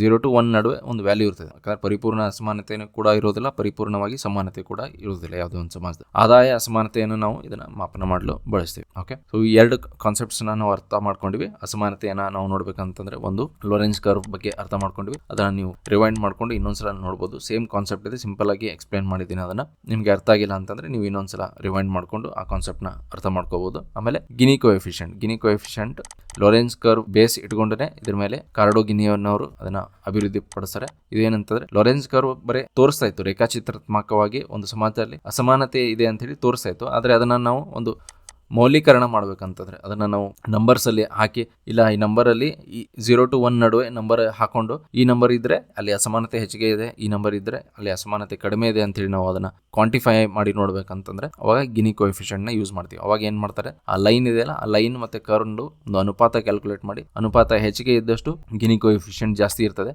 ಗಿನಿ ಕೋಎಫಿಷಿಯಂಟ್ ಜಾಸ್ತಿ ಇದ್ದಷ್ಟು ಆ ಸಮಾಜದಲ್ಲಿ ಒಂದು ಅಸಮಾನತೆ ಹೆಚ್ಚಿಗೆ ಇದೆ ಅಂತ ಹೇಳಿ ಸಿಂಪಲ್ ಆಗಿ ತೋರಿಸ್ತದೆ. ಸೊ ಭಾರತದಲ್ಲಿ ನೀವು ಗಿನಿ ಕೋಎಫಿಷಿಯಂಟ್ ತೆಗೆದು ನೋಡ್ರಿ ಗೂಗಲ್ ಅಲ್ಲಿ. ಗಿನಿ ಕೋಎಫಿಷಿಯಂಟ್ ಬಹುಶಃ 0.633 ಹಿಂಗೇನೋ ಇದೆ ಭಾರತದಲ್ಲಿ. ಸೊ 0.633 ಅಂತಂದ್ರೆ ಅಸಮಾನತೆ ಹೆಚ್ಚಿಗೆ ಇದೆ ನಮ್ಮ ಸಮಾಜದಲ್ಲಿ ಅಂತ ಹೇಳಿ ತೋರಿಸ್ತದೆ. ಅದೇ ಸಮಾನತೆ ಹತ್ತಿರ ಇರುವಂತ ರಾಜ್ಯಗಳಲ್ಲಿ ನೀವು 0.3 ಇರ್ಬೋದು, 0.2 ಈ ತರ ಮೌಲ್ಯವನ್ನ ನೀವು ನೋಡಿ. ಆಮೇಲೆ ಅಸಮಾನತೆ ಜಾಸ್ತಿ ಇದ್ದಂಥ ಸಮಾಜಗಳಲ್ಲಿ ನೀವು 0.7, 0.8 ಈ ತರ ಮೌಲ್ಯಗಳನ್ನ ನೀವು ನೋಡ್ತೀರಿ. ಅಲ್ಲಿ ಅಸಮಾನತೆ ತುಂಬಾ ಜಾಸ್ತಿ ಹೇಳಿ ಬರೀ ನಂಬರ್ಸ್ ಮೂಲಕ ನೀವು ಹೇಳ್ಬೋದು. ಓಕೆ, ಫೈನಲ್ ಆಗಿ ಒಂದು ಆಕ್ಸ್ಫ್ಯಾಮ್ ಅಂತ ಹೇಳಿ ಒಂದು ಸಂಸ್ಥೆ ಇದೆ. ಸೊ ಆಕ್ಸ್ಫ್ಯಾಮ್ ಅನ್ನೋ ಒಂದು ಸಂಸ್ಥೆ ಏನ್ ಮಾಡ್ತದೆ, ಇದು ಇಂಟರ್ನ್ಯಾಷನಲ್ ಬೇರೆ ಬೇರೆ ದೇಶಗಳಲ್ಲಿ ಹೋಗಿ ಅಲ್ಲಿನ ಡೇಟಾ ತಗೊಂಡು ಸಮಾನತೆ ಅಥವಾ ಅಸಮಾನತೆ ಹೇಗಿದೆ ಅಂತೇಳಿ ಸ್ಟಡಿ ಮಾಡ್ತಾರೆ. ಅಲ್ಲಿ ಅಸಮಾನತೆ ಸ್ಟಡಿ ಮಾಡಿಕೊಂಡು ಅವರು ಒಂದು ರಿಪೋರ್ಟ್ ಪಬ್ಲಿಷ್ ಮಾಡ್ತಿರ್ತಾರೆ. ಭಾರತದ ದೃಷ್ಟಿಯಲ್ಲೂ ಕೂಡ ಅವರು ಒಂದು 2023ರಲ್ಲಿ ಒಂದು ರಿಪೋರ್ಟ್ನ ಪಬ್ಲಿಷ್ ಮಾಡ್ತಾರೆ, ಆಕ್ಸ್ಫ್ಯಾಮ್ ರಿಪೋರ್ಟ್ ಅಂತೇಳಿ. ಭಾರತದಲ್ಲಿ ಅಸಮಾನತೆ ಏನೇನಿದೆ ಅಂತೇಳಿ ಕೆಲವೊಂದು ನಂಬರ್ಸ್ ಇಲ್ಲಿ ಡಿಸ್ಕಸ್ ಮಾಡೋಣ. ಈ ರಿಪೋರ್ಟ್ ಪ್ರಕಾರ ಭಾರತದಲ್ಲಿ ಅಗ್ರ 10% ಜನರು ಏನಿದ್ದಾರೆ ಅವರು 77% ರಷ್ಟು ಒಟ್ಟು ರಾಷ್ಟ್ರೀಯ ಸಂಪತ್ತನ್ನು ಹೊಂದಿದ್ದಾರೆ ಅಂತೇಳಿ. ಸೊ 100 ರೂಪಾಯಿ ನಮ್ಮ ರಾಷ್ಟ್ರೀಯ ಸಂಪತ್ತು ಇತ್ತಂತಂದ್ರೆ ಈ 10% ಜನರು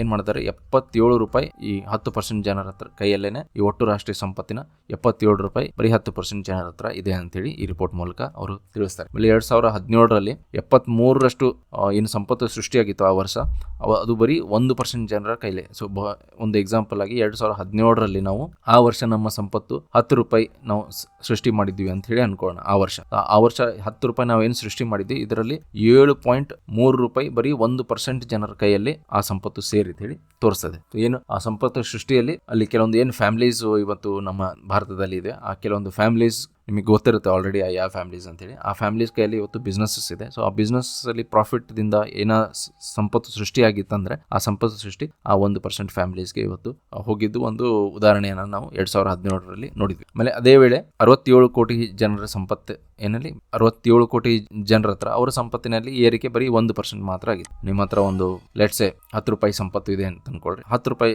ಸಂಪತ್ತು ನೀವು ಈ 67 ಕೋಟಿ ಜನರಲ್ಲಿ ಒಬ್ಬರಾಗಿದ್ದರೆ ನಿಮ್ಮ ಸಂಪತ್ತು ಆವಾಗ ಆನ್ ಆನ್ ಅವರೇಜ್ ಬರೀ 1% ಏರಿಕೆ ಮಾತ್ರ ಆಗುತ್ತೆ. 10ರಿಂದ 11 ರೂಪಾಯಿ ನಿಮ್ಮ ಸಂಪತ್ತು ಏರಿಕೆ ಆಗಿರುತ್ತೆ. ಆದ್ರೆ ಅದೇ ವೇಳೆ 2017ರಲ್ಲಿ 73ರಷ್ಟು ಏನು ಅವ್ರದ್ದು ಸಂಪತ್ತು ಸೃಷ್ಟಿಸಿದ್ದು ಎಲ್ಲ ಸಂಪತ್ತರಲ್ಲಿ 73% ಅವರು ಪರ್ಸೆಂಟೇಜ್ ಅಲ್ಲಿಗೆ ಹೋಗಿತ್ತು. ಆಮೇಲೆ 2021ರಲ್ಲಿ ಭಾರತದಲ್ಲಿ ಅಗ್ರ 1% ಜನರು ಏನಿದ್ದಾರೆ ಅವರ ಒಟ್ಟು ಸಂಪತ್ತಿನ 40.5% ಅಷ್ಟು ಭಾಗ ಹೊಂದಿದ್ದಾರೆ. ಸೊ 1% ಜನರು 2021ರ ಅಂಕಿಅಂಶ ಪ್ರಕಾರ ನಮ್ಮ ರಾಷ್ಟ್ರೀಯ ಒಟ್ಟು ಸಂಪತ್ತು ಏನಿದೆ ಅದರಲ್ಲಿ 40.5% ಅಷ್ಟು ಭಾಗ ಈ ಬರೀ 1% ಜನರ ಕೈಯಲ್ಲಿ ಇದೆ ಅಂತ ಹೇಳಿ ತೋರಿಸುತ್ತೆ. ಸೊ 1:40 ರೇಷಿಯೋ ಇದೆ. 1% ಜನರ ಹತ್ರ 40% ಅಷ್ಟು ಸಂಪತ್ತು ಇವತ್ತು ಹೋಗ್ತಾ ಇದೆ ನಮ್ಮ ದೇಶದಲ್ಲಿ, ಅಥವಾ ಅವ್ರ ಹತ್ರ ಆಲ್ರೆಡಿ ಇದೆ ಅಂತ ಹೇಳಿ ಈ ರಿಪೋರ್ಟ್ ಹೇಳ್ತದೆ. ಆಮೇಲೆ ಕಡಿಮೆ ಆದಾಯದ 50% ಅಷ್ಟು ಜನಸಂಖ್ಯೆ ರಾಷ್ಟ್ರದ ಕೇವಲ 3% ಸಂಪತ್ತನ್ನು ಹೊಂದಿದೆ ಅಂತೇಳಿ. 50% ಅಷ್ಟು ಜನರು ಏನಿದ್ದಾರೆ ನಮ್ಮ ರಾಷ್ಟ್ರದಲ್ಲಿ ಇವರು ಇಡೀ ದೇಶದ ಬರೀ 3% ಅಷ್ಟು ಸಂಪತ್ತನ್ನು ಇವರು ಹೊಂದಿದ್ದಾರೆ. ಅಂದ್ರೆ ಇಲ್ಲಿ ಅಸಮಾನತೆ ನೀವು ನೋಡ್ತಾ ಇದ್ದೀರಿ. 1% ಜನರ ಹತ್ರ 40% ಸಂಪತ್ತು ಇದೆ, ಆದ್ರೆ 50% ಬಡವರ ಹತ್ರ ಬರೀ 3% ಸಂಪತ್ತು ಇದೆ. ಇದು ಒಂದು ಅಸಮಾನತೆಯ